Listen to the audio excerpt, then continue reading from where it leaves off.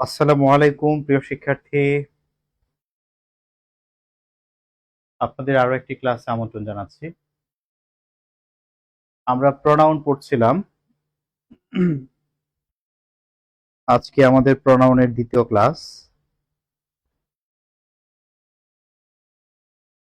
জি, ওয়ালাইকুম আসসালাম। জি, আলহামদুলিল্লাহ ভালো আছি মোটামুটি। আশা করছি আপনারা প্রত্যেকে ভালো আছেন। দেখতে এবং শুনতে পাচ্ছেন নিশ্চয়ই।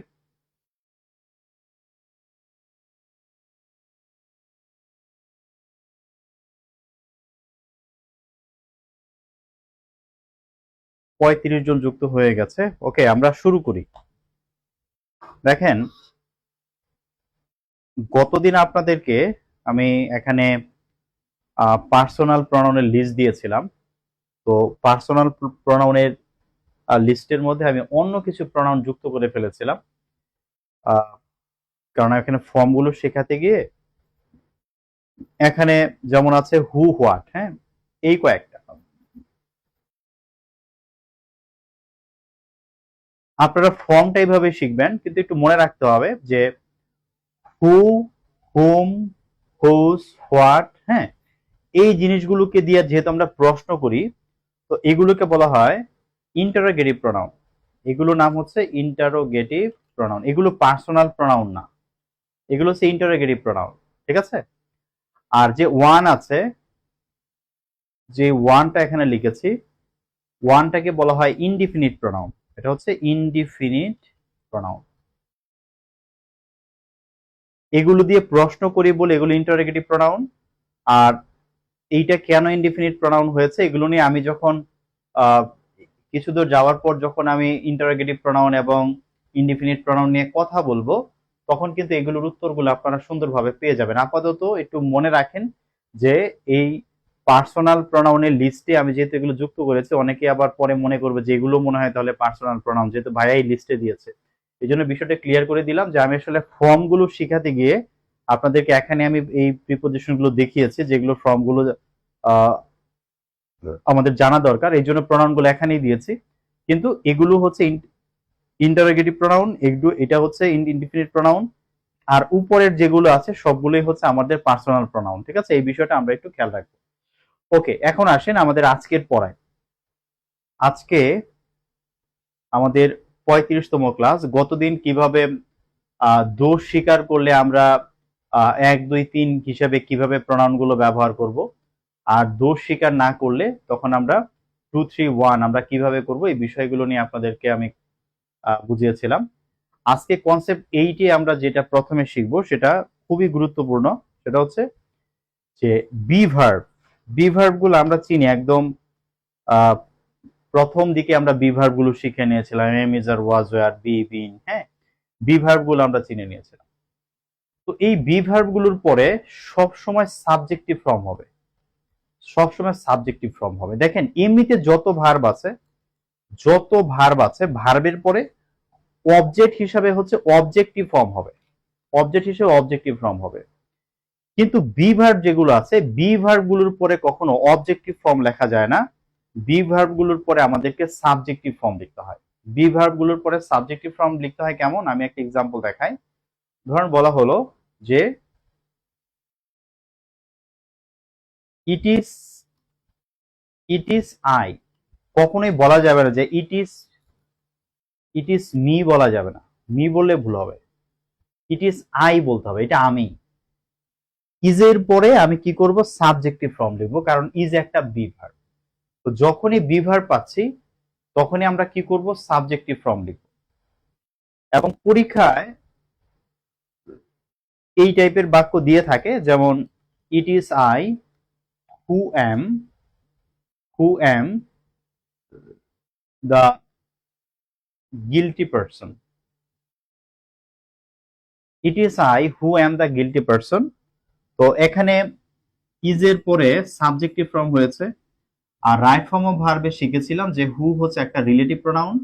রিলেটিভ প্রোনাউনের পরে যে ভার্বটা বসে, এই ভার্বটা বসে আগে যে নাউন প্রোনাউন থাকে সে নাউন প্রোনাউন দেখে।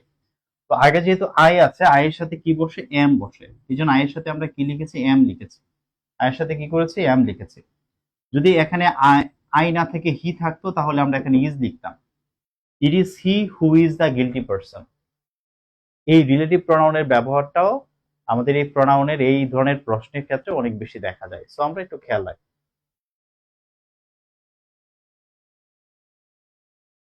তাহলে বলেন তো, যদি এই প্রশ্নটা দেই যে আই উইশ আই ওয়ার, যদি শূন্যস্থান হয়, আনসার কি হবে? আই ওয়ার হি হবে নাকি আই ওয়ার হিম হবে? কোনটা হবে বলেন?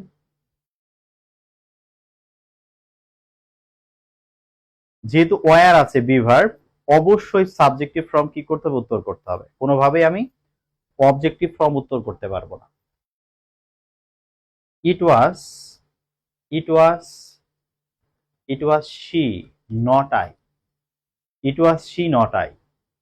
এটা সে, আমি না। বি ভার্বের পরে আমি সাবজেক্টিভ ফর্ম দিয়েছি, নটের পরেও কি হবে? সাবজেক্টিভ ফর্মই হবে। তো এটা একটু খেয়াল রাখবেন খুব ভালো করে।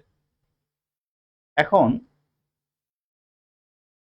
এই প্রশ্নটা সলভ করতে গিয়ে অনেকেই আপনারা ঝামেলায় পড়বেন। তো ক্লাসে সমাধান করে দেই। এখানে সামনে কি হবে? সামনে আমরা কি উত্তর করব?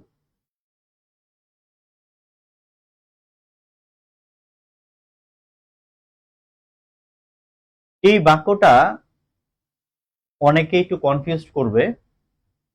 অনেকে মনে করবে কি যে উড লাইক হচ্ছে আমাদের বাক্যের ভার্ব, তো ভার্বের সাবজেক্ট তো এখানে আছেই, ইউ আছে। কিন্তু এই ইউ কিন্তু আসলে ভার্বের সাবজেক্ট না। অ্যামাং হচ্ছে একটা প্রিপোজিশন, প্রিপোজিশনের পরে অবজেক্টিভ ফর্ম বসে। এখানে এটা হচ্ছে আমাদের বাক্যের অবজেক্ট, অ্যামাং ইউ, তোমাদের মধ্যে। এই উড লাইকের সাবজেক্টটা এখানে আমাকে বসাইতে হবে। সাবজেক্ট হিসাবে আমরা জানি যে সাবজেক্ট হিসাবে হু বসে, যখন ব্যক্তিকে মিন করে তখন হু বসে। হু অ্যামাং ইউ, তোমাদের মধ্যে কে would like to go first, যে তোমাদের মধ্যে প্রথমে কে যেতে চাও। তোমাদের মধ্যে প্রথমে কে যেতে চাও? Who among you would like to go first.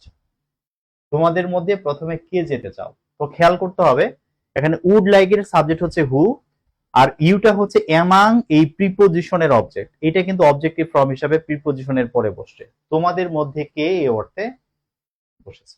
তো খেয়াল রাখতে হবে, ঠিক আছে?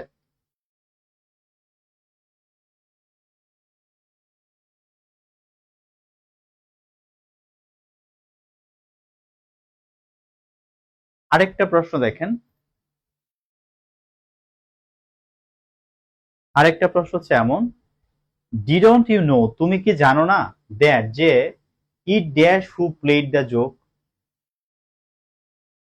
ইট, ইটের সাথে, ইটের পরে ওয়ার লেখা যায় না।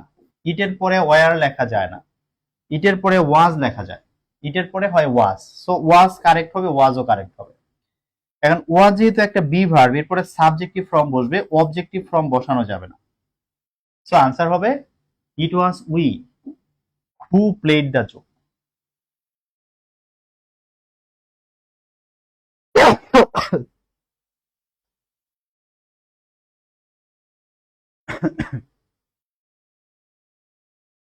তাহলে কি হলো?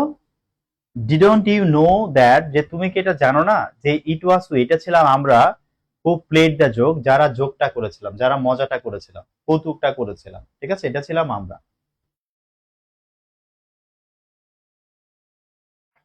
ওকে, এই কনসেপ্টে আর আমাদের কিছু জানা লাগবে না। কনসেপ্ট 9-এ আসেন। বয়েজের ক্লাসে আপনাদেরকে এটা নিয়ে কথা বলেছিলাম, রিফ্লেক্সিভ প্রোনাউন। একটু বুঝিয়েছিলাম তখন, যে বলেছিলাম যে ভাই সেলফ এবং সেলফ যুক্ত যে প্রোনাউন গুলি আছে, সেই প্রোনাউন গুলোকে আমরা বলি রিফ্লেক্সিভ প্রোনাউন। সেলফ এবং সেলফ যুক্ত প্রোনাউন গুলো হচ্ছে রিফ্লেক্সিভ প্রোনাউন। আমরা সেলফ ব্যবহার করি সিঙ্গুলার বোঝাতে গিয়ে, আর সেলফস ব্যবহার করি প্লুরাল বোঝাতে গিয়ে, ঠিক আছে? তো আপনারা প্রথমে আমাদের যে লিস্টটা আছে, আমরা যেই প্রথমে পার্সোনাল প্রোনাউনের যে লিস্ট পড়িয়ে দেখিয়েছিলাম আপনাদের, সেখানে কিন্তু my self, our self, your self, ওখানে কিন্তু সুন্দর করে বিষয়গুলো ওখানে দেখানো আছে, ঠিক আছে? তো একটু খেয়াল রাখবেন, সেটা হচ্ছে যে এই যে রিফ্লেক্সিভ প্রোনাউন গুলো আছে, আমরা এই রিফ্লেক্সিভ প্রোনাউন গুলোকে সাধারণত ভার্ব এবং প্রিপোজিশনের পরে, সাধারণত ভার্ব এবং প্রিপোজিশনের পরে রিফ্লেক্সিভ প্রোনাউনকে আমরা অবজেক্ট হিসাবে, বাক্যের অবজেক্ট হিসাবে ব্যবহার করি। বাক্যের অবজেক্ট হিসাবে আমরা কি করি, পরে ব্যবহার করি। যেমন আই লাভ মাইসেলফ, আমি আমাকে ভালোবাসি। এখানে লাভটা ভার্ব এবং মাইসেলফটা হচ্ছে এই বাক্যের অবজেক্ট, অবজেক্ট হিসাবে আমি মাইসেলফ লিখেছি। আবার প্রিপোজিশনের পরেও লিখি যে নোবডি লাইকস হার, তাকে কেউ পছন্দ করে না বা ভালোবাসে না। Nobody likes her. She talks about herself all the time, সে সবসময় নিজেকে নিয়ে কথা বলতে থাকে। সে সবসময় নিজেকে নিয়ে কথা বলতে থাকে। তো এই যে এখানে যে অ্যাবাউট আছে, অ্যাবাউট হচ্ছে আমাদের একটা প্রিপোজিশন, এরপরে কি হয়েছে, প্রিপোজিশনের অবজেক্ট হিসাবে এটা বসেছে, প্রিপোজিশন অবজেক্ট হিসাবে বসেছে। তো রিফ্লেক্সিভ প্রোনাউন গুলো এরকম ভাবে ভার্ব এবং প্রিপোজিশনের পরে বসে বাক্যের যে সাবজেক্ট আছে, সে সাবজেক্টকে মিন করে, সাবজেক্টকেই বোঝায়। ঠিক আছে, সাবজেক্টকে বোঝায়। সাবজেক্ট নিজের জন্য কিছু করছে, সাবজেক্ট নিজেকে ভালোবাসছে, নিজের সম্পর্কে কথা বলছে, নিজের জন্য কিছু করছে, এই বিষয়টা বোঝাতে গিয়ে আমরা রিফ্লেক্সিভ প্রোনাউন গুলো ব্যবহার করি। ঠিক আছে, এই হচ্ছে রিফ্লেক্সিভ প্রোনাউন। কখনোই আপনি বলতে পারবেন না যে আই লাভ মি, আমি আমাকে ভালোবাসি। অনেকের কাছে মনে হবে যে ঠিকই আছে, কিন্তু যখন সাবজেক্ট নিজেকে নিয়ে কথা বলতেছে তখন এই রিফ্লেক্সিভ প্রোনাউন ব্যবহার করতে হবে। আই লাভ মাই সেলফ লিখতে হবে। হি কিল্ড হিম না, হি কিল্ড হিম বললে হবে না, যেহেতু সে নিজেই নিজেকে মেরে ফেলেছে। He killed himself, he killed কি হবে, হিমসেলফ। আমরা বলতে পারি যে কন্ট্রোল ইউরসেলফ, নিজেকে নিয়ন্ত্রণ করো। কন্ট্রোল ইউরসেলফ মানে ইউ কন্ট্রোল ইউরসেলফ, তুমি তোমাকে কি করো, নিয়ন্ত্রণ করো। ইউ কন্ট্রোল ইউরসেলফ, এখানে ইউটা হিডেন অবস্থায় আছে, মানে এখানে ইউটা যদি লিখতাম যে ইউ কন্ট্রোল ইউরসেলফ যদি লিখতাম, এটা হতো অ্যাসার্টিভ সেন্টেন্স। আর যখন আমরা ইউটা ছাড়া লিখেছি, শুধু বলছে কন্ট্রোল ইউরসেলফ, এটা হচ্ছে ইম্পারেটিভ সেন্টেন্স। এটাই হচ্ছে ডিফারেন্স, আর কিছু না। এখন আসেন এমফ্যাটিক প্রোনাউন। এমফ্যাটিক প্রোনাউন এইটা কি? আমরা ইতিমধ্যে পড়ে ফেলেছি যে সেলফ যুক্ত বা সেলফ যুক্ত যে প্রোনাউন গুলো আছে, এগুলোকে আমরা বলবো যে এগুলো হচ্ছে রিফ্লেক্সিভ প্রোনাউন। এগুলো হচ্ছে রিফ্লেক্সিভ প্রোনাউন। এই রিফ্লেক্সিভ প্রোনাউনের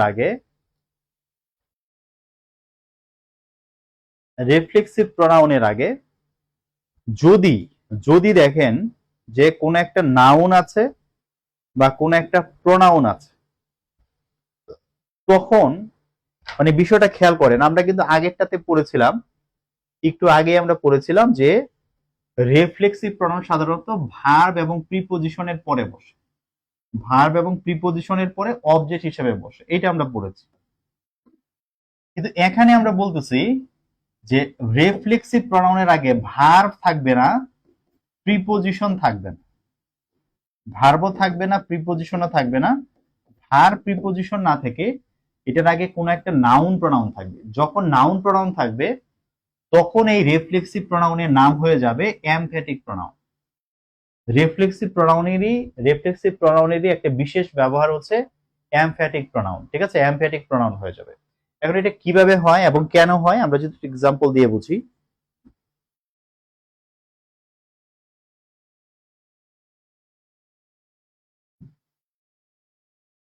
এক্সাম্পল দেখেন,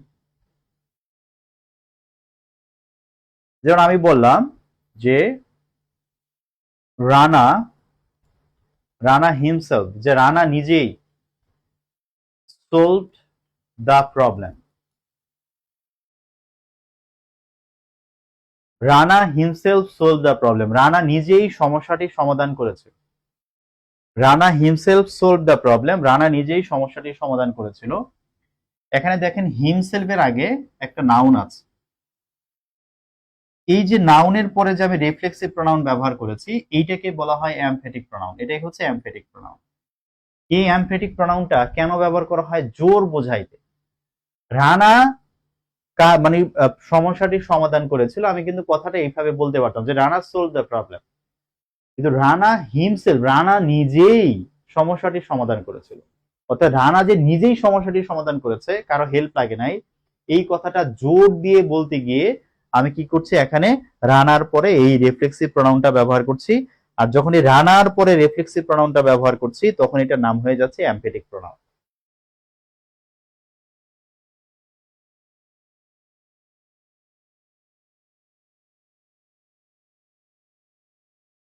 কথা কি বুঝতে পেরেছেন?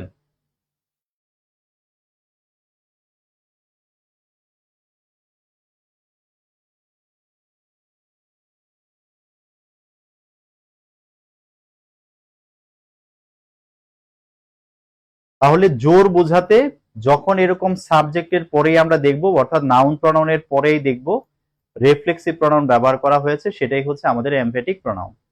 ঠিক আছে, ওকে। এইবার রিফ্লেক্সিভ প্রোনাউনের প্রশ্ন সমস্যা, প্রশ্নগুলো সমাধান করতে গিয়ে আপনারা যে সমস্যা ফেস করবেন, তার মধ্যে একটা সমস্যা আমি সলভ করে দেই ক্লাসে। এই প্রশ্নটা নিয়ে অনেকের মধ্যে একটু ঝামেলা হবে।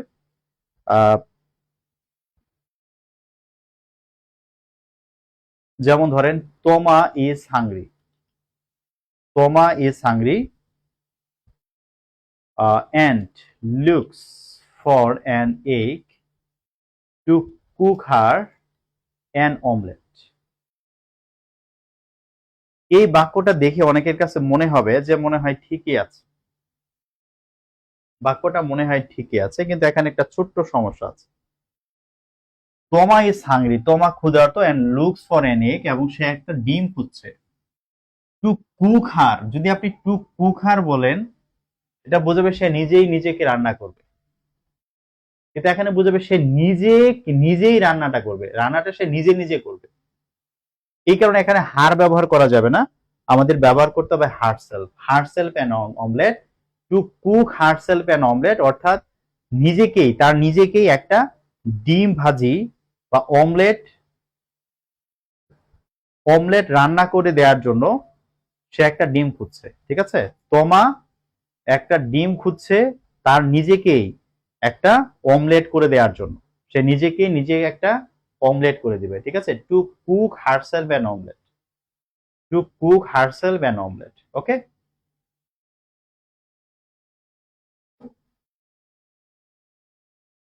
এবার একটা এক্সেপশন, এবং এই এক্সেপশনটা আমি সব এক্সেপশন আপনাদের মনে রাখতে বলি না, তবে এই এক্সেপশনটা খুবই গুরুত্বপূর্ণ, এটা অবশ্যই মনে রাখতে হবে। ঠিক আছে, এটা অবশ্যই মনে রাখতে হবে, এইটা মুখস্থ করবেন, এই এক্সেপশনটা মুখস্থ করতে হবে, এটা পড়তে হবে। ঠিক আছে, এক্সেপশনটা হলো যে কিছু ভার্ব আছে যাদের পরে অবশ্যই আপনাকে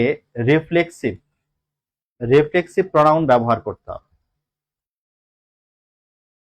রিফ্লেক্সিভ প্রোনাউন ব্যবহার করতে হবে, এই ভার্বগুলো অবশ্যই ব্যবহার করতে হবে। কি কি ভার্ব? যেমন অ্যাবসেন্ট, অ্যাবসেন্টকে কিন্তু অ্যাডজেক্টিভ হিসেবেও ব্যবহার করা যায়, আবার ভার্ব হিসেবেও ব্যবহার করা যায়। যেমন দেখেন, আমি বলতে পারি যে হি ইজ অ্যাবসেন্ট, এখানে অ্যাবসেন্ট হচ্ছে একটা অ্যাডজেক্টিভ, সে অনুপস্থিত, এটা একটা অ্যাডজেক্টিভ। কিন্তু আমি যদি বলি যে হি অ্যাবসেন্টেড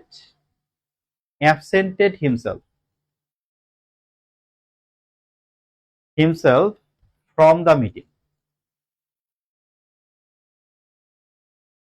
মিনিংটা এমন, সে নিজেকে অনুপস্থিত রেখেছে ফ্রম দ্য মিটিং, সে মিটিং থেকে নিজেকে অনুপস্থিত রেখেছে। তো অ্যাবসেন্ট আমি কোথায় দিয়েছি? দেখেন, সাবজেক্টের পরে দিয়েছি। যখন সাবজেক্টের পরে দিচ্ছি, এটা একটা ভার্ব, আর এখানে অ্যাবসেন্টে অ্যাডজেক্টিভ। তো যখন এই অ্যাবসেন্টকে আপনি ভার্ব হিসেবে ব্যবহার করবেন, তারপর অবশ্যই আপনাকে রিফ্লেক্সিভ প্রোনাউনটা ব্যবহার করতে হবে। অ্যাডজেক্টিভ হিসেবে ব্যবহার করলে লাগবে না, কিন্তু ভার্ব হিসেবে ব্যবহার করলে অবশ্যই লাগবে। এটা খুবই ব্যতিক্রম একটা বিষয়। সেন্টেন্স কারেকশনে এখান থেকে প্রশ্ন আসে, সেন্টেন্স কারেকশনে আসে, বেশ কয়েকবার আসছে। যে কোনো সময় আবারও দেখা পেয়ে যাবে। এরপর আরেকটা ভার্ব আছে অ্যাভেইল, এইটাও পরীক্ষা আসছিল। তারপরে এনজয়, হি এনজয়স হিমসেলফ, হ্যাঁ এরকম। তারপরে প্রাইড, এক্সার্ট, অ্যাস্টিম, এই কয়েকটা ভার্ব আপনাকে মনে রাখতে হবে। এই কয়টা ভার্ব আছে, 1 2 3 4 5 6টা, হ্যাঁ এই 6টা ভার্ব একটু মনে রাখতে হবে। এর বাইরে প্রশ্ন হবে না। প্রাইড মানে হচ্ছে গর্ব করা, আর এক্সাক্ট মানে সচেষ্ট থাকা, চেষ্টায় থাকা, ঠিক আছে, সচেষ্ট থাকা।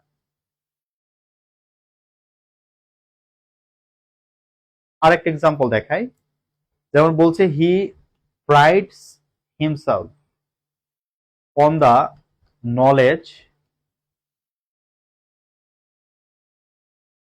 অফ ইংলিশ, মানে সে নিজেকে নিয়ে অহংকার করে ইংরেজির উপর তার যে জ্ঞান আছে এইটা নিয়ে সে নিজেকে নিয়ে অহংকার করে। ইংরেজির উপর তার যে জ্ঞান আছে সেই জ্ঞানের জন্য সে নিজেকে নিয়ে অহংকার করে। বাক্যটার মিনিংটা হচ্ছে এই যে প্রাইডস লিখেছি এই জন্য রেফ্লেক্সিভ প্রোনাউনটা আমাকে দিতে হয়েছে। এই এক্সেপশনটা অবশ্যই মনে রাখবেন, ঠিক আছে, সেন্টেন্স কারেকশনে আমাদের কাজে লাগবে। কনসেপ্ট 10, কনসেপ্ট 10 হচ্ছে ডেমনস্ট্রেটিভ প্রোনাউন। আপনাদের যখন আমি আপনাদেরকে ডিটারমিনার পড়াই সেখানে কিন্তু ডেমনস্ট্রেটিভের কথা বলেছিলাম, যে আমরা মূলত 4টা জিনিসকে ডিটারমিনার হিসেবে বা ডেমনস্ট্রেটিভ ডিটারমিনার হিসেবে ব্যবহার করি। একটা হচ্ছে দিস, একটা হচ্ছে দিস, একটা হচ্ছে দ্যাট, আর একটা হচ্ছে দোজ। এই 4টাকে আমরা ডেমনস্ট্রেটিভ প্রোনাউন হিসেবে বেশি ব্যবহার করি। তবে কিছু ক্ষেত্রে আমরা সো, তারপর হচ্ছে সাচ, দা সেম, এগুলোকে ডিটারমিনার ডেমনস্ট্রেটিভ মানে ডিটারমিনার বা ডেমনস্ট্রেটিভ প্রোনাউন দুই ভাবে ব্যবহার করতে পারবো। তবে এগুলো নিয়ে রেয়ার, এগুলো নিয়ে খুব একটা প্রশ্ন হয় না। হ্যাঁ, এগুলো নিয়ে রেয়ার, এগুলো পরীক্ষা আসে না, কিন্তু উপরের 4টা অহরহ পরীক্ষা আসছে, ঠিক আছে, অনেকবার পরীক্ষা আসছে। এই 4টা গুরুত্বপূর্ণ, 4টা আমরা একটু ভালো করে শিখবো, খুব ভালো করে বুঝে শিখবো। এখন প্রশ্ন হলো যে প্রথম প্রশ্ন আসবে যে ভাইয়া আমি কখন এগুলোকে ডেমনস্ট্রেটিভ প্রোনাউন বলবো আর কখন এগুলোকে আমি ডেমনস্ট্রেটিভ বা ডিটারমিনার বলবো, কখন কোনটা বলতে হবে, এটা হচ্ছে প্রথম প্রশ্ন, ঠিক আছে, কখন কোনটা বলবো। তো কখন কোনটা বলবেন এটা বলার একটা সহজ ওয়ে আছে, ওয়েটা কি আমি একটু বলি। যেমন ধরেন বললো দিস পেন ইজ মাইন, যে এই কলমটা আমার। আবার আমি বললাম যে দিস ইজ মাই পেন, এটা আমার কলম। এই দুইটা বাক্যের মধ্যে পার্থক্য যেটা আছে দেখেন, যখন নাউনের আগে দিস বসবে তখন এটা হচ্ছে ডিটারমিনার বা এটা তখন অ্যাডজেক্টিভ হয়ে যাবে। এটা হচ্ছে ডেমনস্ট্রেটিভ অ্যাডজেক্টিভ, এটার নাম হবে, এটাকে আপনি ডিটারমিনার বলতে পারবেন, এটাকে আপনি অ্যাডজেক্টিভ বলতে পারবেন, এটাকে আপনি ডেমনস্ট্রেটিভ অ্যাডজেক্টিভ বলতে পারবেন। কিন্তু দিস যখন একা একা বসবে দেখেন এইটা হচ্ছে বাক্যের ভার্ব। তো এটা যদি বাক্যের ভার্ব হয় এটা হচ্ছে সাবজেক্ট। সাবজেক্ট হতে গেলে তাকে নাউন হতে হয় অথবা প্রোনাউন হতে হয়। দিস কোনো নাউন না, তাহলে অবশ্যই এটা একটা প্রোনাউন, এটা অবশ্যই কি একটা প্রোনাউন। কি প্রোনাউন এটা, তখন এটা হচ্ছে ডেমনস্ট্রেটিভ প্রোনাউন, এটা প্রথমত প্রোনাউন। আর প্রোনাউনের ক্লাসিফিকেশনে গেলে এটা হচ্ছে ডেমনস্ট্রেটিভ প্রোনাউন। কেন ডেমনস্ট্রেটিভ প্রোনাউন, কারণ এই দিস কথাটা এই পেনটাকে নির্দেশ করছে। ডেমনস্ট্রেটিভ গুলো বাক্যের কোন একটা নাউনকে কি করবে, নির্দেশ করবে, বাক্যের কোন একটা নাউনকে নির্দেশ করবে। তাহলে পার্থক্য হচ্ছে এইটা হচ্ছে ডিটারমিনার, এটা হচ্ছে অ্যাডজেটিভ, এটা হচ্ছে ডেমনস্ট্রেটিভ অ্যাডজেটিভ, আর এটা হচ্ছে প্রোনাউন, ডেমনস্ট্রেটিভ প্রোনাউন। একা একা থাকলে প্রোনাউন, আর যদি নাউনের সাথে থাকে তাহলে ডিটারমিনার। আমি কি বুঝাইতে পারলাম বলেন তো?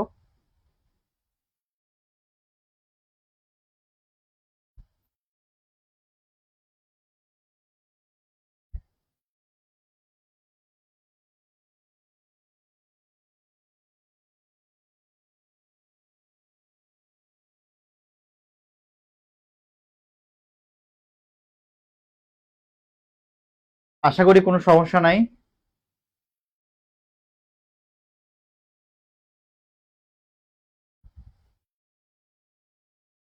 এই এক্সাম্পলটা কিন্তু এই বাকি চারটার ক্ষেত্রে সেম। হ্যাঁ, এগুলো সবগুলোর ক্ষেত্রে কিন্তু সেম। ওকে, যদি নাউনের আগে থাকে ডিটারমিনার, একা একা থাকলে প্রোনাউন, খেয়াল রাখবেন। এরপর আসেন, আমরা দ্যাট অফ এবং দোজ অফ এর ব্যবহার শিখেছিলাম। দ্যাট অফ এবং দোজ অফ এর ব্যবহার শিখেছিলাম ডিগ্রির ক্লাসে, আপনাদের মনে থাকার কথা। আমরা বলেছিলাম সিঙ্গুলারের ক্ষেত্রে আমরা দ্যাট অফ লিখবো, আর প্লুরালের ক্ষেত্রে আমরা দোজ অফ লিখবো। সিঙ্গুলারের ক্ষেত্রে দ্যাট অফ, প্লুরালের ক্ষেত্রে দোজ অফ আমরা লিখবো। তো এইটার ব্যবহারটা আপনারা প্রনাউনেও পাবেন, কারণ এগুলো হচ্ছে যেহেতু এখানে দ্যাট এবং দোজ একা একা বসতেছে, দ্যাট এবং দোজ যেহেতু এখানে একা একা বসতেছে, এদের পরে যেহেতু কোনো নাউন নাই, তো এগুলো কিন্তু প্রনাউন। যেহেতু এদের পরে কোনো নাউন নাই, এগুলো হচ্ছে প্রনাউন। যেমন the students, the students of Bangladesh are more meritorious than the students of India. হ্যাঁ, the students of Bangladesh are more meritorious than the students of India. এই যে দুইবার স্টুডেন্টস আমি লিখতে পারবো না, এখানে একবার স্টুডেন্টস লিখেছি, আবার এখানে একবার স্টুডেন্টস লিখেছি, দুইবার স্টুডেন্টস লিখলে আমার বাক্যটা ভুল হবে। তখন আমি দুইবার স্টুডেন্টস না লিখে এখানে লিখবো than those of India, than those of India. এই যে দোজ লিখেছি, এইটাও কিন্তু একটা প্রনাউন এবং ডেমনস্ট্রেটিভ প্রনাউন, কারণ এইটা ওই বাক্যের যে স্টুডেন্টস আছে সেই স্টুডেন্টসকে নির্দেশ করছে, স্টুডেন্টসকে নির্দেশ করছে বলে এটাকে বলতে ডেমনস্ট্রেটিভ প্রনাউন। ডেমনস্ট্রেটিভ প্রনাউনের কাজই হচ্ছে যে ওই বাক্যে অন্য যে নাউনটা থাকবে সেই নাউনটাকে নির্দেশ করবে, সে নাউনটাকে বোঝাবে, এই জন্যই হচ্ছে ডেমনস্ট্রেটিভ প্রনাউন।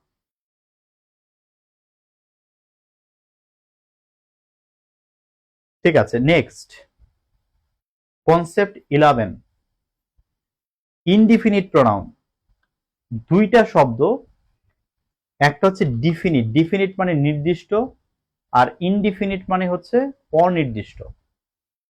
তো আমরা যখন বলছি যে ইনডিফিনিট প্রনাউন, তার মানে এমন প্রনাউনের কথা বলছি যেই প্রনাউনটা কোনো ব্যক্তি বা বস্তুকে অনির্দিষ্টভাবে বোঝাবে, নির্দিষ্টভাবে স্পেসিফিকলি কোনো ব্যক্তিকে বোঝাবে, কোনো প্রাণীকে বোঝাবে না, অনির্দিষ্টভাবে কোনো ব্যক্তি বা প্রাণীকে সে কি করবে, বোঝাবে। অনির্দিষ্টভাবে বোঝাতে গিয়ে আমরা কোন জিনিসগুলো ব্যবহার করি? আমরা ব্যবহার করি ওয়ান। ওয়ান মানে কোনো একটি, নির্দিষ্ট না, কোনো একটা, যে কোনো একটা। নো ওয়ান, কেউ না, কেউ না। হ্যাঁ, নান, কেউ না। Any, anyone, anybody. Some, someone, somebody. Everyone, everybody.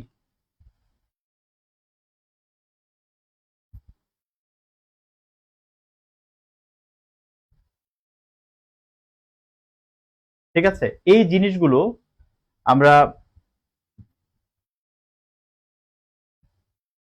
ব্যবহার করি অনির্দিষ্টভাবে। আরো কিছু আছে, যেমন অ্যানাদার আছে, আদার্স আছে, মস্ট আছে, এভরিথিং আছে, এভরিথিং, সামথিং, নাথিং। এই কয়েকটা প্রোনাউনকে আমরা বলি ইনডিফিনিট প্রোনাউন। কেন বলি? কারণ এগুলো দিয়ে আমরা অনির্দিষ্টভাবে বোঝাই। আরো কিছু আছে, যেমন ধরেন মেনি, মেনি আমরা অনেক সময় ব্যবহার করি, অল ব্যবহার করি, ফিউ ব্যবহার করি, লিটল ব্যবহার করি, মাছ ব্যবহার করি, মোর ব্যবহার করি। ঠিক আছে, এগুলোকে আমরা ইনডিফিনিট প্রোনাউন হিসেবে ব্যবহার করি। কিভাবে ব্যবহার করি যদি আপনি এক্সাম্পল দেখেন, যেমন বলা হলো যে আ বয় শুড ডু ইট, একটা ছেলের এটা করা উচিত। তার মানে আমি এখানে নির্দিষ্টভাবে ছেলেকে বোঝাচ্ছি যে কোন একটা ছেলের এই কাজটা করা উচিত। বয় একটা নাউন, বয় একটা নাউন। এখন এই বাক্যটা যদি আমি একটা প্রোনাউন দিয়ে লিখি, যে আমি যদি বলি যে ওয়ান শুড ডু ইট, যে কারো এই কাজটা করা উচিত, এই ওয়ান একটা প্রোনাউন, ওয়ান নাউন না। কারণ ওয়ান বলতে ফিক্সড কোনো জিনিসকে বোঝায় না, বরঞ্চ যে বয় লিখেছিলাম এই নাউনটার পরিবর্তে আমি এই প্রোনাউনটা ব্যবহার করেছি, এবং যখন আমি ব্যবহার করলাম তখন আমি বলছি যে কারো এটা করা উচিত। কে করবে? নির্দিষ্ট না, অনির্দিষ্ট, যে কেউ করতে পারে। এই যে অনির্দিষ্ট বোঝাচ্ছি, এই অনির্দিষ্টভাবে বোঝানোর জন্যই আমরা বলছি যে ওয়ান হচ্ছে একটা ইনডিফিনিট প্রোনাউন। ওয়ান হচ্ছে একটা ইনডিফিনিট প্রোনাউন। এরকম ভাবে আপনি বলতে পারেন যে everyone should respect the senior people.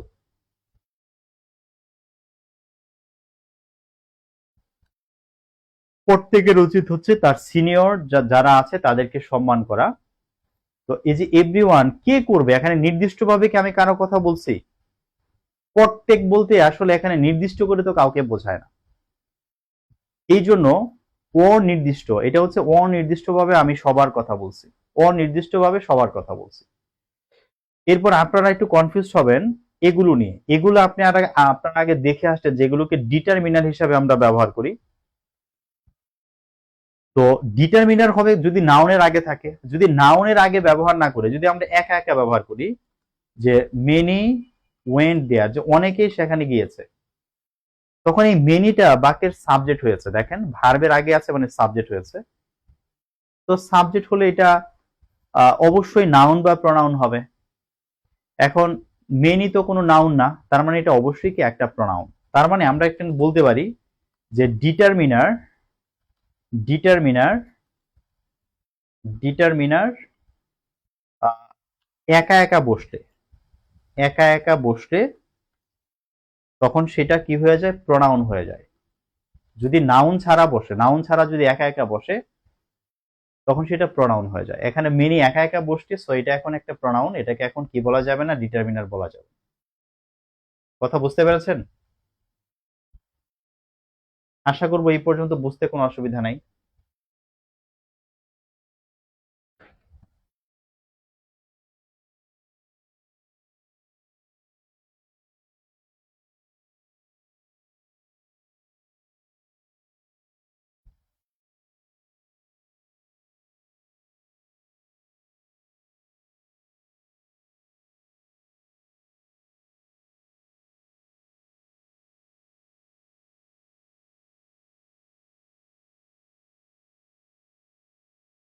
ওকে, এখন আপনাদেরকে এই অল নিয়ে কিছু বাণী শোনাবো। হ্যাঁ,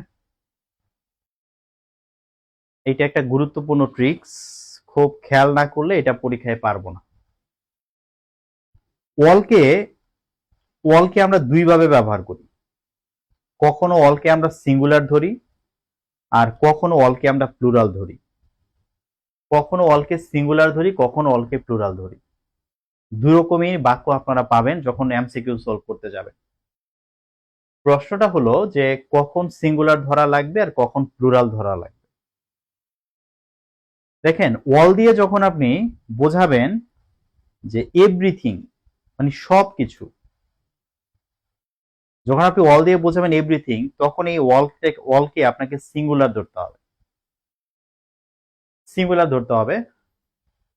আর অল দিয়ে যদি আপনি বোঝান যে সবাই, সবাই বলতে অনেকজন,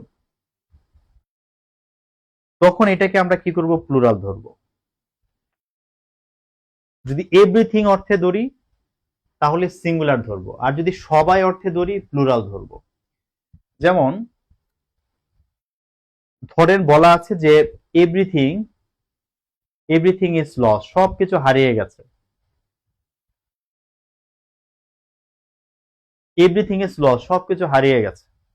এখন এভরিথিং ইজ লস না বলে যদি আমি বলি যে অল ইজ লস, যে সবকিছু হারিয়ে গেছে, যেহেতু অল দিয়ে আমি সবকিছু বোঝাচ্ছি, যে অলকে সিঙ্গুলার ধরে আমি কি করেছি? ভার্ব লিখেছি, অল ইজ লস, সব হারিয়ে গেছে। আবার যদি আমি সবাইকে বোঝাই, সবাই বলতে অনেকজন, এটা plural, all like this book, সবাই এই বইটা পছন্দ করে।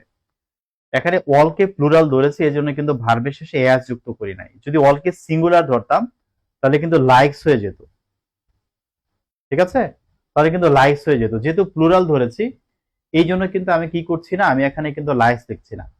এরকম একটা প্রবাদ বাক্য আপনারা পাবেন যে all that glitters is not gold. অর্থাৎ অল দ্যাট গ্লিটার্স, যা চকচক করে তাই সোনা নয়, চকচক করলেই সোনা নয়, ঠিক আছে? এখানে অল বললে সবকিছু বোঝাচ্ছে, সবাইকে কিন্তু বোঝাচ্ছে না, সবাই চকচক করে না, সবকিছু, যা কিছু চকচক করে, চকচক করলেই শোনা নয়, যেই জিনিসগুলা চকচক করে তাদের সবকিছুকে বোঝাচ্ছে, এভরিথিং কে বোঝাচ্ছে। এই জন্য এটা সিঙ্গুলার ধরেছে, এই জন্য এই রিলেটিভ প্রনাউনের পরে আমরা এখানে গ্লিটার্স অ্যাস লিখেছি, আবার এই অল অনুযায়ী এখানে ইজ হয়েছে, ঠিক আছে, অল অনুযায়ী ইজ হয়েছে। মূলত বাক্য হচ্ছে অল ইজ নট গোল্ড, আর মাঝখানে দ্যাট রিলেটিভ প্রনাউন এবং একটা ভার্ব চলে আসছে, all that glitters is not gold. চকচক চকচক করলেই শোনা নয়, চকচক করলেই শোনা নয়।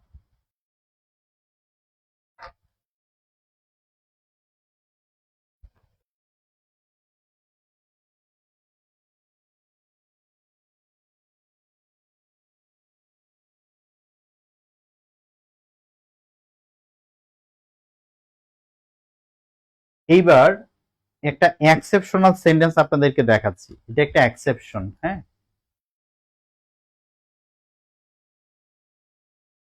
একবার পরীক্ষা আসছিল, এই জন্য এই জিনিসটা শেখায় রাখতে হচ্ছে। হয়তো অনেকে ওই প্রশ্ন সলভ করতে গেলে বলবে যে ভাইয়া এটা তো বুঝি নাই, হ্যাঁ? যদি এটা রেয়ার, পরীক্ষায় খুব একটা আসে না, একবার আসছে এই পর্যন্ত।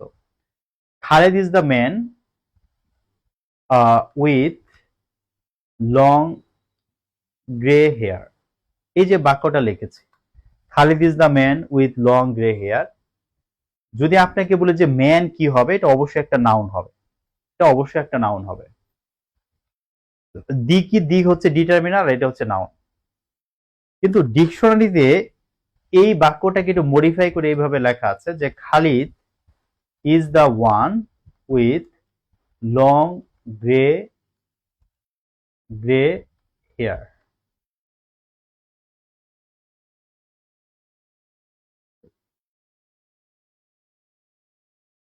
ঠিক আছে, তো এই জায়গাতে দেখেন, এখন যদি বলি ওয়ান কি হবে, এখন আমরা খুব সহজ সাদা মনে, আমাদের মনে কোনো কাদা নাই, আমরা বলবো যে যেহেতু ডিটারমিনার আছে, ডিটারমিনারের পরে ওয়ান বসছে, তাহলে ওয়ানটা অবশ্যই নাও। এই জায়গাটা, এই ভুলটা যে আমরা করব, এই জন্য এটা পরীক্ষায় দিয়েছে, ঠিক আছে। কারণ আমরা মানে সাদা চোখে আমরা তো এটাই ভাববো, কিন্তু মনে রাখতে হবে এখানে যে ওয়ানটা আছে, এই ওয়ানটা ডিটারমিনার থাকার পরও এটা একটা প্রনাউন, এটা একটা ইনডিফিনিট প্রনাউন। কেন? কারণ এখানে Khalid is the one, Khalid এমন একজন with long grey hair, one শব্দটিকে আমরা প্রনাউন হিসেবে এখানে কি করেছি, ব্যবহার করেছি, ঠিক আছে। যে ম্যান ছিল নাউন, নাউনের পরিবর্তে ওয়ান আমরা প্রনাউন হিসেবে এটাকে ব্যবহার করেছি।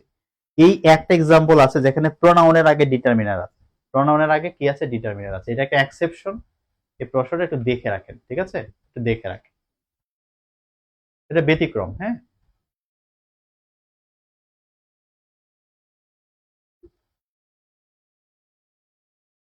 এখন আসেন যে এই যে ওয়ান আছে, এই ওয়ানের পরিবর্তে আমরা পসেসিভ অ্যাডজেক্টিভ কি ব্যবহার করব?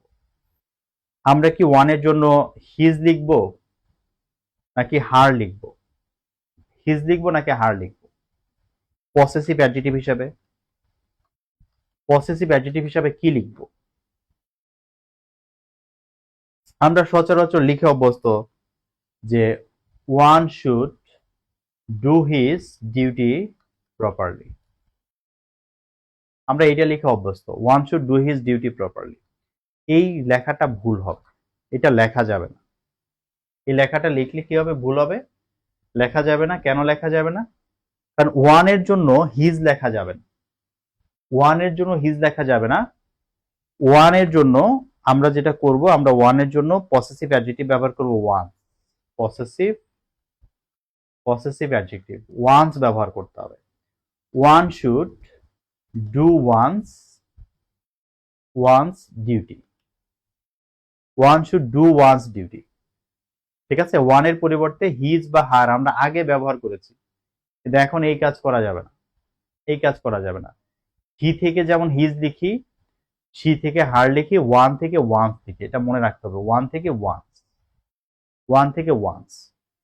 কিন্তু আপনি যখন ওয়ান অফ দা পাবেন কোন সেন্টেন্সে, যদি এখানে তো শুধু ওয়ান আছে, শুধু ওয়ান না থেকে যদি লেখা থাকে one of the, one of the লেখা থাকলে তখন আমরা ওয়ান এর পরিবর্তে হিজ অথবা হার লিখতে পারবো।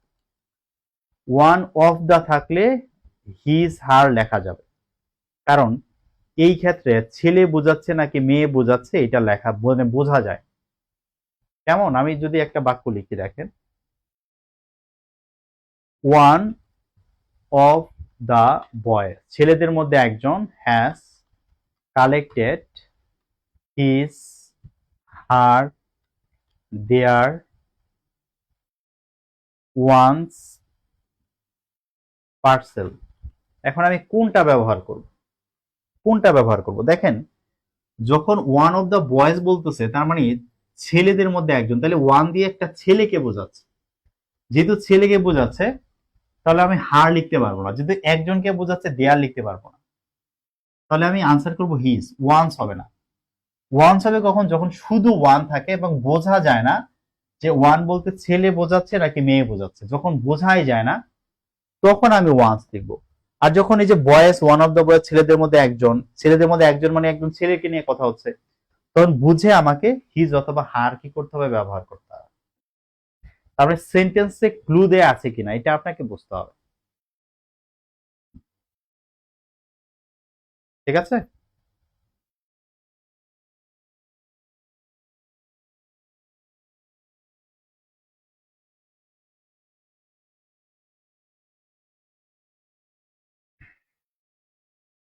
আশা করি ক্লিয়ার আছেন।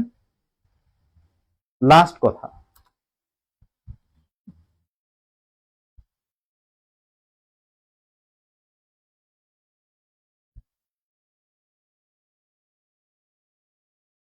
যদি বোঝা না যায় যে ছেলে না মেয়ে, বোঝা যাচ্ছে না, ধরেন লেখা আছে যে I student should be careful about, এখন কি হিজ হবে নাকি হার হবে, এখন কি লিখবো?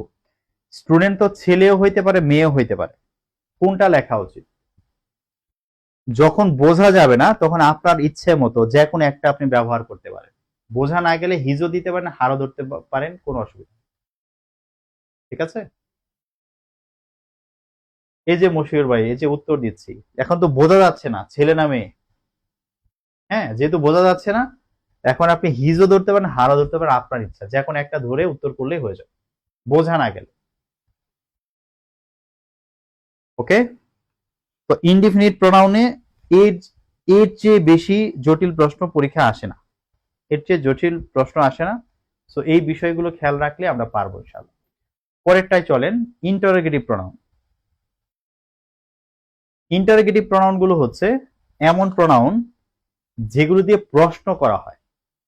আমরা যেই প্রোনাউন গুলো দিয়ে প্রশ্ন করি সেগুলোকে বলি আমরা ইন্টারোগেটিভ প্রোনাউন। এখন প্রশ্ন তার অনেকগুলো দিয়ে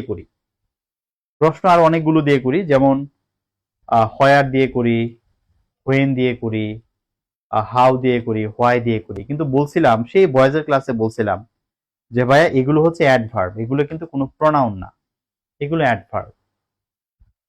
প্রোনাউন হিসাবে আমরা ব্যবহার করি হু, হোম, হুইচ, হোয়াট, এগুলো হচ্ছে প্রোনাউন। তো এই প্রোনাউন গুলো দিয়ে যখন আমরা প্রশ্ন করি তখন এগুলো হয়ে যায় ইন্টারোগেটিভ প্রোনাউন।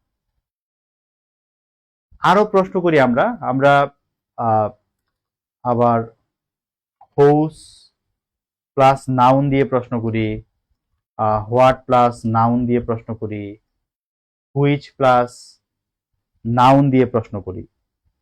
এগুলো কিন্তু আবার ডিটারমিনার, এগুলো যেহেতু নাউনের আগে বসছে, সো এগুলোকে আমরা ডিটারমিনার বলতে পারি অথবা ইন্টারোগেটিভ অ্যাডজেক্টিভ বলতে পারি। ইন্টারোগেটিভ অ্যাডজেক্টিভ, যেহেতু এগুলো নাউনের আগে বসছে, এগুলো অ্যাডজেক্টিভ, এবং এগুলো দিয়ে যখন আমরা প্রশ্ন করব তখন এগুলোকে বলবো আমরা ইন্টারোগেটিভ অ্যাডজেক্টিভ। ঠিক আছে, ইন্টারোগেটিভ অ্যাডজেক্টিভ হবে। তার মানে বাক্যে কিভাবে বসছে সেটা বুঝে আপনাকে ব্যবহার করতে হবে। যাই হোক, এগুলো সামনে আমরা অ্যাডজেক্টিভের ক্লাসে এগুলোর দেখা পাবো, অ্যাডভার্বের ক্লাসে এগুলোর দেখা পাবো। এখন শুধু প্রোনাউন গুলো নিয়ে কথা বলি, যেহেতু প্রোনাউনের লেকচারে আছে আমরা প্রোনাউন নিয়ে কথা বলি, যে এগুলোকে কেন আসলে আমরা প্রোনাউন বলি, এগুলো কেন প্রোনাউন হয়। ধরেন Rana knows the person, Rana এই ব্যক্তিটাকে চিনে, Rana knows the person, Rana ব্যক্তিটাকে চিনে। এখন রানা নোজ দ্য পারসন না বলে বললাম যে হু নোজ দ্য পারসন, ব্যক্তিটিকে কে চিনে, ব্যক্তিটিকে কে চিনে। দেখেন এখানে এই নোজ ভার্বের সাবজেক্ট হচ্ছে হু। তো সাবজেক্ট হতে গেলে তাকে অবশ্যই প্রনাউন হতে হবে, কারণ নাউন প্রনাউনই বাক্যের সাবজেক্ট হয়।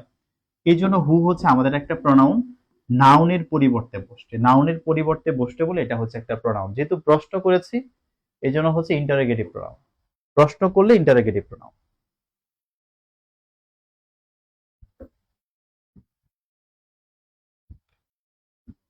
The pen, the pen is expensive. এখন আমি দা পেনের পরিবর্তে যদি বলি যে হোয়াট ইজ এক্সপেন্সিভ, অথবা যদি বলি যে which is expensive, what is expensive, which is expensive, এখানে কি করেছে, এই যে নাউনটা যে ছিল সে নাউনের পরিবর্তে হোয়াট হুইচ লিখেছে, নাউনের পরিবর্তে হোয়াট হুইচ লিখেছে। তো নাউনের পরিবর্তে যেহেতু বসিয়েছে এটা একটা প্রনাউন, এটাও একটা প্রনাউন, এখন প্রনাউন।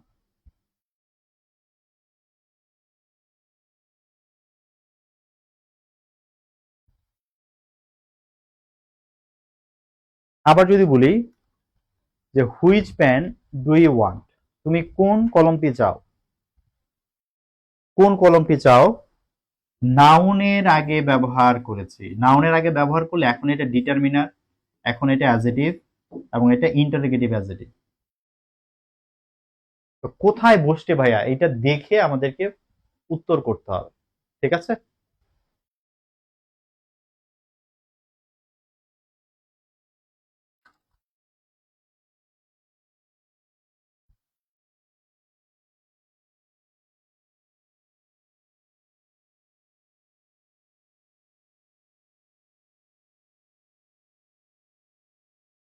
ঠিক আছে, পরেরটাতে আসেন, রিলেটিভ প্রোনাউন।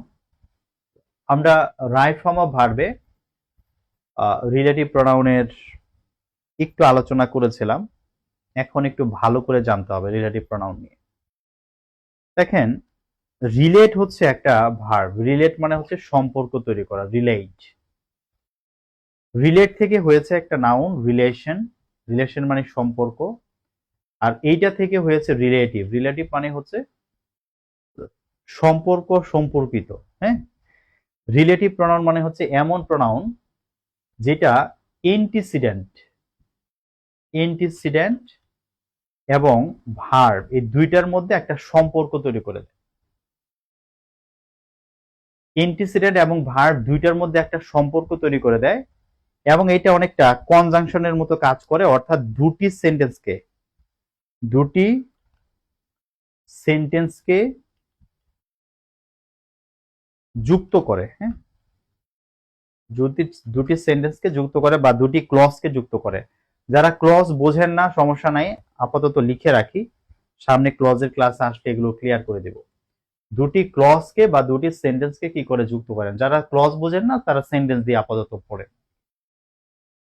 তো এন্টিসিডেন্ট কি, এন্টিসিডেন্ট হচ্ছে ওই যে প্রোনাউনের আগে যে নাউন প্রোনাউনটা বসে, প্রোনাউনের আগে যে নাউন প্রোনাউনটা থাকে সেটাকে বলে আমরা এন্টিসিডেন্ট, বা যে নাউনটার পরিবর্তে আমি প্রোনাউন ব্যবহার করেছি ওই নাউনটাকে বলেছিলাম আমরা এন্টিসিডেন্ট। গতদিন কিন্তু প্রোনাউনের একদম শুরুতে আলোচনা করেছিলাম।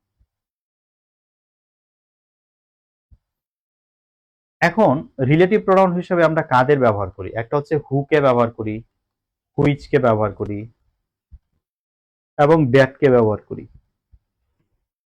রিলেটিভ প্রোনাউন হিসেবে এই তিনটাকে আমরা সবচেয়ে বেশি ব্যবহার করি।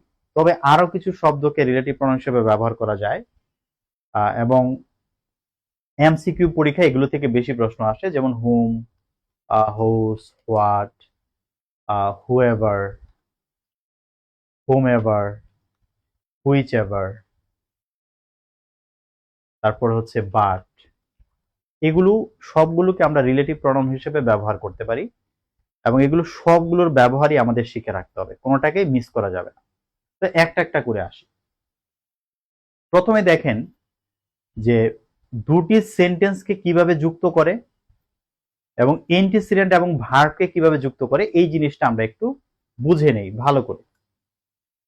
ধরেন দুইটা আলাদা বাক্য আছে, একটা বাক্য হচ্ছে এমন যে আই স আ ম্যান, আমি একজন ব্যক্তিকে দেখেছিলাম।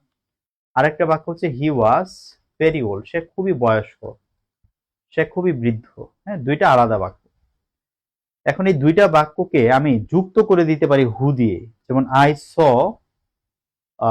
A man who was very old, I saw a man who was very old.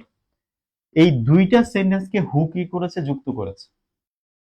এবং হু এর আগে যে ম্যান আছে এটা হচ্ছে নাউন, এটা হচ্ছে এন্টিসিডেন্ট, আর এই ওয়াজটা হচ্ছে ভার্ব। এই এন্টিসিডেন্ট এবং ভার্বের মধ্যে হু কি করেছে, একটা সম্পর্ক তৈরি করে দিয়েছে। তো রিলেটিভ প্রোনাউন যেটা করে, এরকমের দুইটা বাক্য বা দুইটা ক্লজকে যুক্ত করে ফেলে এবং এন্টিসিডেন্ট এবং ভার্বের সাথে একটা সম্পর্ক তৈরি করে। এখানে যদি এ মেন না থেকে যদি ম্যান থাকতো, এমিয়ান ম্যান, যদি প্লুরাল থাকতো, তাহলে এখানে ওয়াজ না লিখে কিন্তু ওয়ার লিখতাম। অর্থাৎ এখানকার এন্টিসিডেন্টটা যেমন, আমার ভার্বটা হবে তেমন। এন্টিসিডেন্ট দেখে ভার্ব লিখতে হয়। ঠিক আছে, এন্টিসিডেন্ট দেখে আমাদেরকে ভার্বটা বসাতে হবে।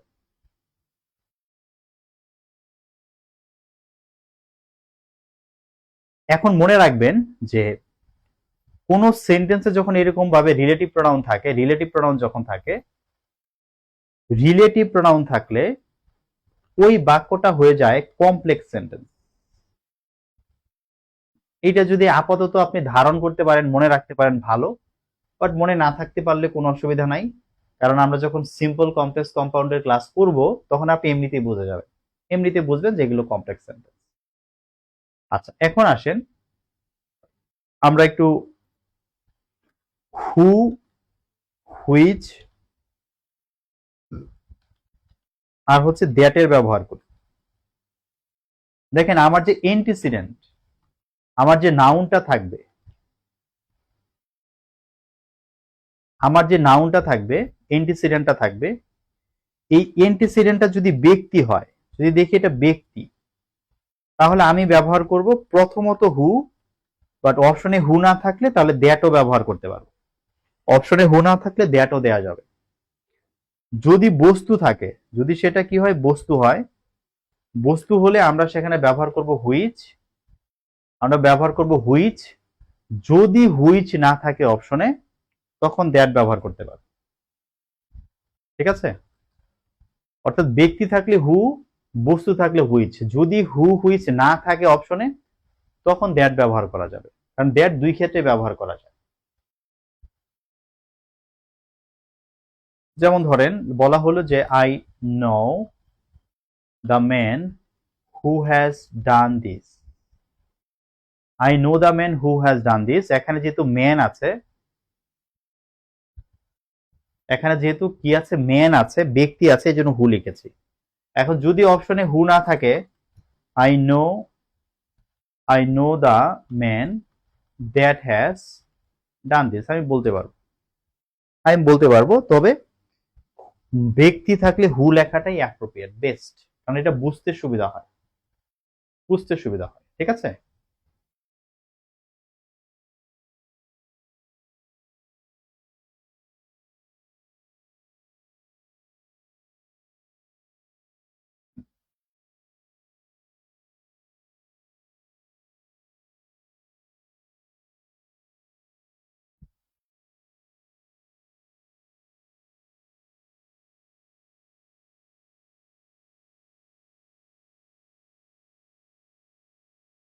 আশা করব এই টাইপের প্রশ্ন আপনাদের সমাধান করতে আর কোনো অসুবিধা হবে না। আমি একটা বাক্য একটু দেখাই।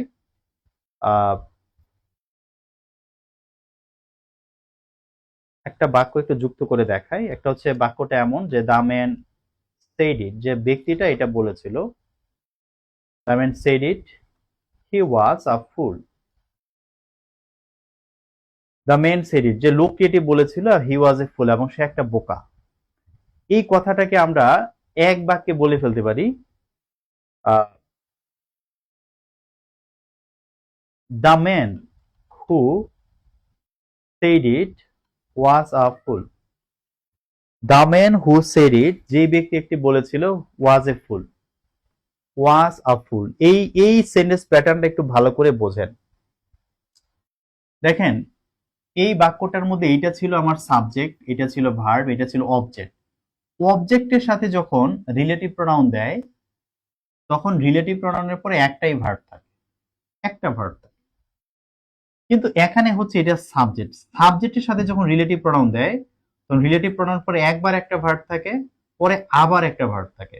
এতটুকু একটা বাক্য, আবার এতটুকু আরেকটা বাক্য। দ্য ম্যান হু স্যাড দিট, যেই ব্যক্তি এটা বলেছে ওয়াজ এ ফুল। অর্থাৎ সাবজেক্টের সাথে যদি রিলেটিভ প্রোনাউন দেওয়া হয় তখন বাক্যে দুইটা ভার্ব থাকে, হু এর পর একটা ভার্ব থাকে এবং পরে আরেকটা ভার্ব থাকে।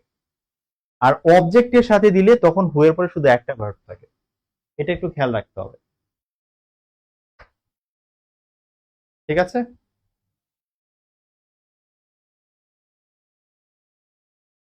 এরপর আসেন আমরা একটু ব্যবহার করি হু এভার এর ব্যবহার। হু এভার, হু এভার, এখানে হু প্লাস হচ্ছে এভার দুইটা যুক্ত হয়েছে, এবং হু এভার যুক্ত হওয়াতে যেহেতু দুইটা শব্দ মিলে একটা প্রনাউন হয়েছে, তো এটাকে আমরা বলতে পারি এটা হচ্ছে একটা কম্পাউন্ড প্রনাউন। এটা হচ্ছে একটা কম্পাউন্ড প্রনাউন, দুইটা মিলিয়ে যুক্ত হয়েছে বলে এটা একটা কম্পাউন্ড প্রনাউন। এবং হুয়েভার এর অর্থ কি? হুয়েভার এর অর্থ হচ্ছে যে কেউ, এর অর্থ হচ্ছে যে কেউ। এবং এটা এটা অনির্দিষ্ট অর্থে বসে, অনির্দিষ্ট অর্থে, অনির্দিষ্ট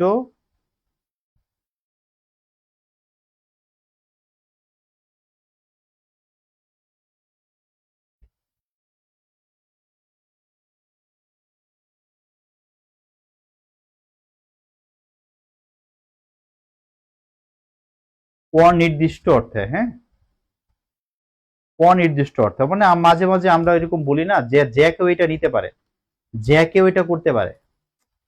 বুঝলাম না।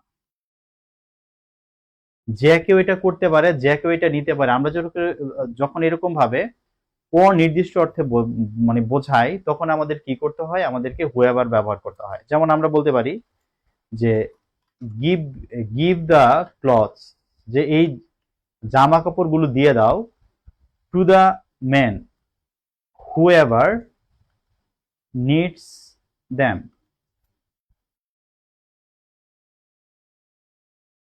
Give the clothes to the man, আচ্ছা আমরা এখানে সিঙ্গুলারি দেই, give the clothes to the man whoever needs them, মানে হচ্ছে আমি যদি এখানে শুধু হু লিখতাম দেখেন তাহলে যে কেউ অর্থ আসতো না, মিনিংটা হতো এমন যে জামা কাপড়গুলো ওই ব্যক্তিটিকে দিয়ে দাও, হু নিডস দ্যাম, যে এটা চায়। এটা আমি বলতেছি জামা কাপড়টা ওই ব্যক্তিকে দিয়ে দাও, এখানে ওই ব্যক্তি বলতে আমি নির্দিষ্টভাবে কোনো ব্যক্তিকে এরকম দেখাই দিচ্ছি না, ওই ব্যক্তিটাকে দিয়ে দাও। আমি পরে অ্যাড করে দিচ্ছি যে হুয়েভার নিডস দ্যাম, হুয়েভার মানে যার এটা দরকার। এই ম্যানটা যে কেউ হইতে পারে, কিন্তু এটা তার দরকার হইতে হবে। যদি দরকার হয় তাকে কি করে দাও? তাকে এই কাপড়গুলো দিয়ে দাও। Give the clothes to the man whoever needs them. এই হুয়েভারটা এখানে এই কারণে ব্যবহার করতে হবে কারণ এই ম্যানটা নির্দিষ্ট না এখানে। যদি আর্টিকেল দিয়ে আছে বলে আমরা অনেকে মনে করবো যে এটা নির্দিষ্ট আছে, কিন্তু মিনিংটা খেয়াল করে দেখা যাবে যে এই কাপড়গুলো যে কোনো মানুষকে দিয়ে দাও যার এটা দরকার, যে কোনো মানুষকে দিয়ে দাও, অর্থাৎ যে কাউকে দিয়ে দাও যার এটা দরকার। যখন আমি বলতেছি যে যে কাউকে দিয়ে দাও, যখন আমি বলতেছি তখন কিন্তু এটা নির্দিষ্ট না, অনির্দিষ্ট। এই অনির্দিষ্ট অর্থে হু না, অনির্দিষ্ট অর্থে হু ব্যবহার করা যাবে না, তখন হু এভার আমাদের কি করতে হবে? ব্যবহার করতে হবে, হু এভার। আরেকটা বাক্য দেখেন, আরেকটা বাক্য হচ্ছে,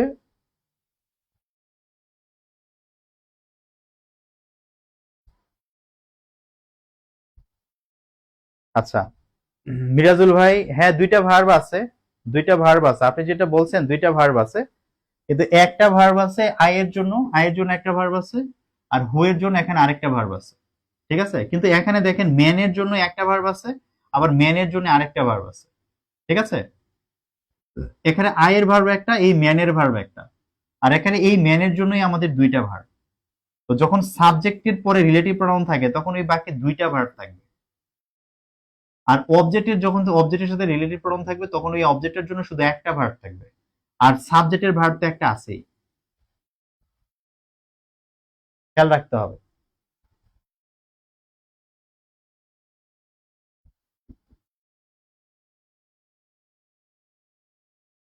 ওকে, হুয়েভার যে আরেকটা বাক্য দেখেন, ইউ ক্যান ডিসকাস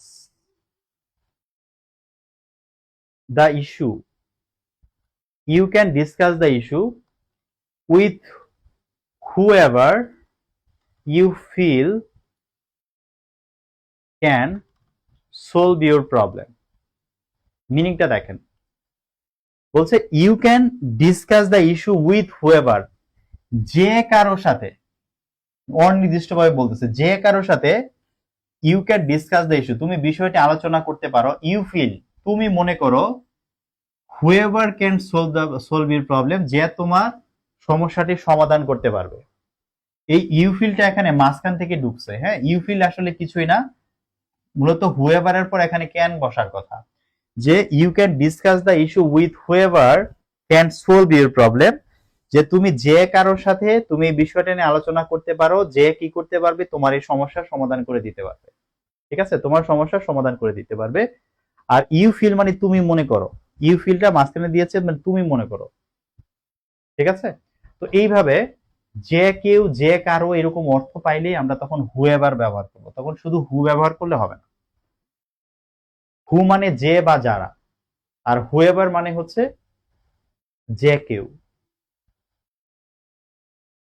এইবার দেখেন আমরা হুমের ব্যবহার কিভাবে করব। আর একটা কথা বলে রাখি, আহ, এখানে হয়তো দেখে আপনার কাছে একটু কমপ্লিকেটেড লাগতে পারে, যখন আপনি এমসিকিউ দেখবেন এবং যখন আপনার হুএভারটা চেনা আছে, এটার সম্পর্কে জানা আছে, তখন এমসিকিউ সলভ করা অনেক ইজি হবে, অনেক ইজি হবে। আপনি দেখেন এমসিকিউ গুলো ট্রাই করার সময় দেখবেন যে অনেক ইজি। ঠিক আছে,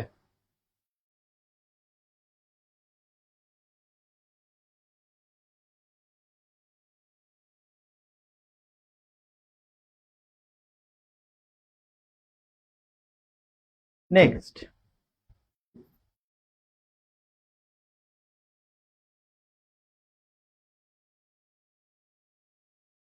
এরপর দেখেন হুম।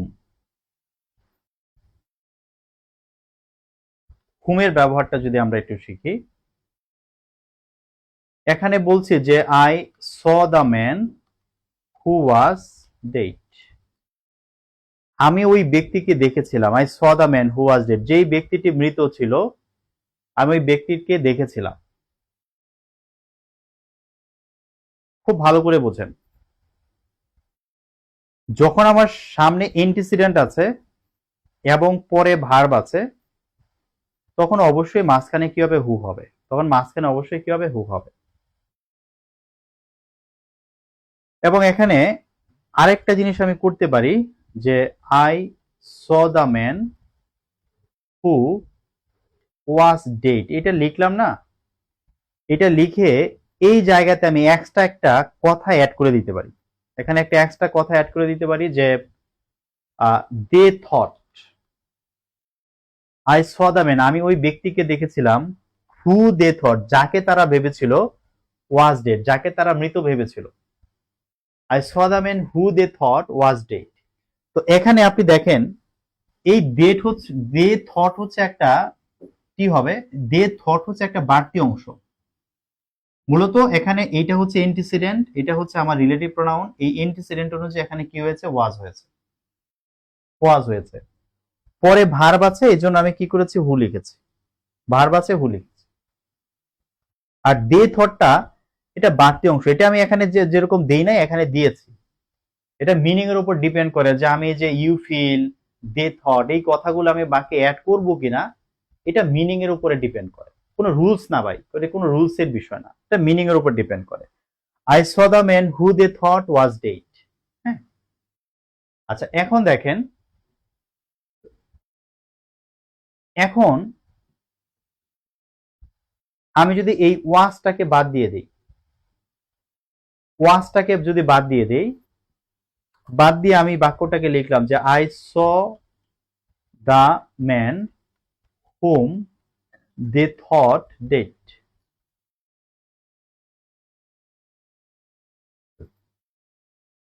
I saw the man who they thought dead.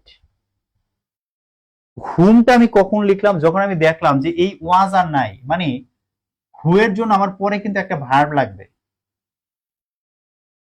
থটটা হচ্ছে দে এর ভার্ব, তো দে এর ভার্ব আছে, কিন্তু এখানে যদি আমি হু লিখতে চাই, পরে আমার এখানে একটা ওয়াজ একটা ভার্ব লাগবে। যখন আমি এই ভার্বটা দিই না, যখন আমি এই ভার্বের ব্যবহারটা করছি না, তখনই আর আমার এখানে হু লেখার সুযোগ নেই, তখনই আমাকে হুম লিখতে হবে। I saw the men whom they thought dead. আমি ওই ব্যক্তিটাকে দেখেছিলাম যাকে তারা মৃত ভেবেছিল। হুম দে থট ডেড, যাকে তারা মৃত ভেবেছিল। তাহলে খেয়াল করতে হবে যে যখন আমি হু লিখছি তখন আমার পরে ভার্ব লাগবে, আর যখন আমার ভার্ব নাই তখনই আমি হু লিখতে পারবো না, তখন আমাকে হুম লিখতে হবে। বিষয়টা সহজ না বলেন তো?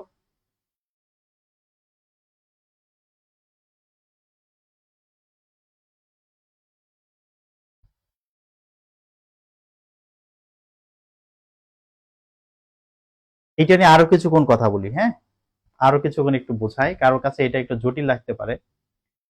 এই বাক্যটা দেখেন যে ডু ইউ নো, তুমি কি জানো, হুম ইউ আর স্পিকিং টু, তুমি কার সাথে কথা বলছো, তুমি কি জানো তুমি কার সাথে কথা বলছো।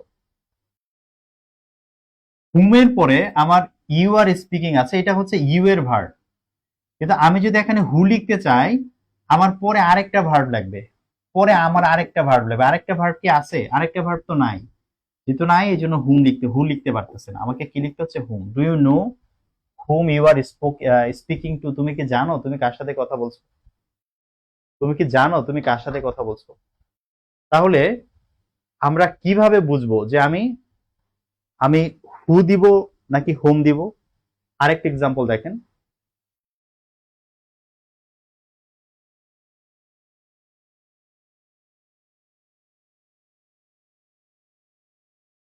হু আর হোম কোনটা দিব? She is a person, she is a person who I know is sincere.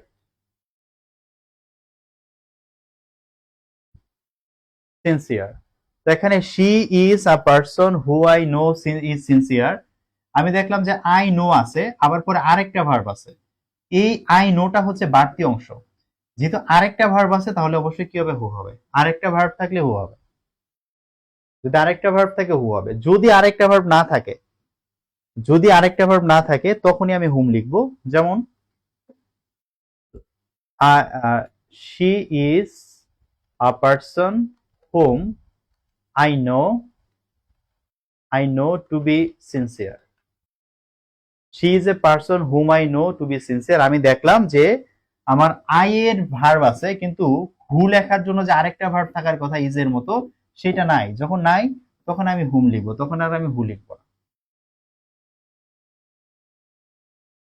আমাকে একটু বলেন যে আপনারা বুঝতে পারছেন কিনা। আজকে এই পর্যন্ত থাকবে। আহ আগামী ক্লাসে প্রনাউন ইনশাল্লাহ শেষ হয়ে যাবে।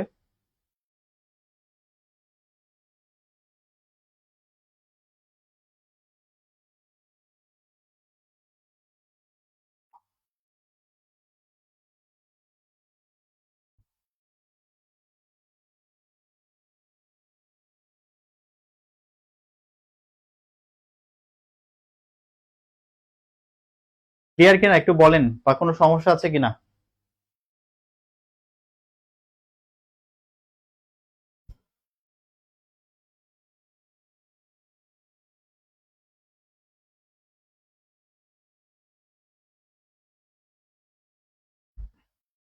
এগুলো যত রুল বানায় পড়বেন আপনার মনে থাকবে না। আমি কিন্তু রুল বানাচ্ছি না, আমি বিষয়গুলো কিভাবে সলভ করা যায় আমি টেকনিক গুলো দেখাচ্ছি, এবং এই টেকনিক গুলো দিয়ে আপনি এমসিকিউ ট্রাই করলে ইনশাল্লাহ দেখবেন যে বিষয়গুলো ক্লিয়ার হয়ে যাচ্ছে।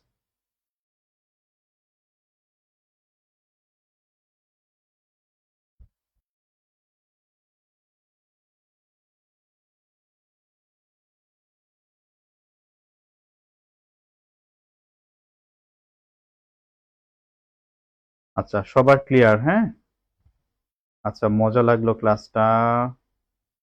ঠিক আছে ভাই, ওকে, হ্যাঁ, তাহলে আজকে শেষ করছি, নেক্সট ক্লাসে ইনশাল্লাহ। আহ মুশিউর ভাই বলতেছে টু বি কার ভার্ব। ভাই টু বি তো নন ফাইনাইট ভার্ব, আপনার ফাইনাইট ভার্ব লাগবে। ঠিক আছে? যদি আপনি হু ইউজ করতে চান পরে আরেকটা ফাইনাইট ভার্ব লাগবে। টু বি তো নন ফাইনাইট ভার্ব। এটা কার ভার্ব এটা ফ্যাক্ট না, ফ্যাক্ট হচ্ছে এটা নন ফাইনাইট ভার্ব, আমার ফাইনাইট ভার্ব লাগবে। আমরা তো finite verb non finite verb পড়ে আসছি তাই না?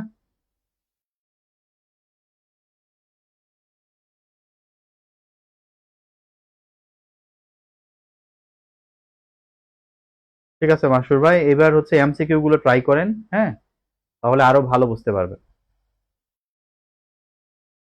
ওকে,